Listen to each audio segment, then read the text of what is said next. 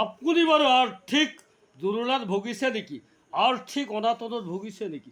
প্ৰকৃতাৰ্থে আপুনি দৰিদ্ৰতাত ভুগিছে নেকি?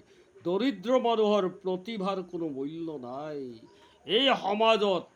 আপুনি যদি গুণৱন্ত ধনৱন্ত হ'ব পাৰে, বিশেষত গুণৱন্ত নহ'লেও যদি ধনৱন্ত হ'ব পাৰে, তেতিয়াহে আপোনাৰ প্ৰকৃত মৰ্যাদাক স্বীকৃতি দিব আজিৰ সমাজে।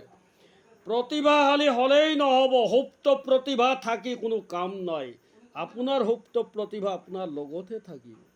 যদিহে আপুনি নিজক পাৰদৰ্শিতা দেখুৱাবলৈ হ'লে আপোনাৰ ধৰক ধনৱন্ত হ'ব লাগিব, আপোনাৰ গাড়ী ঘোঁৰা মটৰ চাইকেল থাকিব লাগিব, বাসগৃহ সুন্দৰ থাকিব লাগিব, তেতিয়াহে বন্ধুবৰ্গই আপোনাক প্ৰাধান্য দিব, সমাজেও প্ৰাধান্য দিব।